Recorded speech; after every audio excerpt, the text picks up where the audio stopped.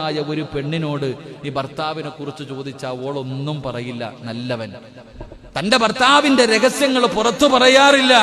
അതിന് അവൾക്ക് പ്രയാസമുള്ള കാര്യമാണെങ്കിലും ഏത് കാര്യമാണെങ്കിലും ദാമ്പത്യ ജീവിതത്തിൽ തകർന്ന് തരിപ്പണമായിരിക്കുകയാണെങ്കിലും ഒരാളോടും പറയാത്ത സാലിഹത്തായ പെണ്ണുങ്ങളുണ്ട്. എത്രയോ സംഭവങ്ങൾ പല കുടുംബ ജീവിതങ്ങളും തകർന്നു നിൽക്കുമ്പോഴും അൽഹംദുലില്ലാഹ് ഈമാനുള്ള ദീനുള്ള പെണ്ണുങ്ങളുണ്ട്. അള്ളാഹുവെ പടച്ചവനെ, ഭർത്താവ് മരണപ്പെട്ടു പോയിട്ട് ജീവിക്കുന്ന എത്രയോ പെണ്ണുങ്ങൾ, അള്ളാഹു അവർക്ക് ആഫിയത്തും ദീർഘായുസും കൊടുക്കുമാറാകട്ടെ.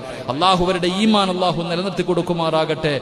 ഭർത്താവ് മരണപ്പെട്ടു പോയ ഒരു പെണ്ണ് തന്റെ മക്കൾക്ക് വേണ്ടി ജീവിച്ചാൽ അള്ളാഹു കൊടുക്കുന്ന പ്രതിഫലം എന്തെന്നറിയോ? നാളെ ഒരു പെണ്ണ് സ്വർഗ്ഗത്തിൽ ഓടുമെന്ന മുത്തുനബിയെക്കാളും മുമ്പിൽ അള്ളാഹുവിന്റെ പ്രവാചകൻ സല്ലല്ലാഹു അലൈഹി വസല്ലം തങ്ങൾ പറയുന്നൊരു പെണ്ണ് സ്വർഗത്തിലേക്ക് ഓടാൻ ധൃതി കാണിക്കുമത്രേ.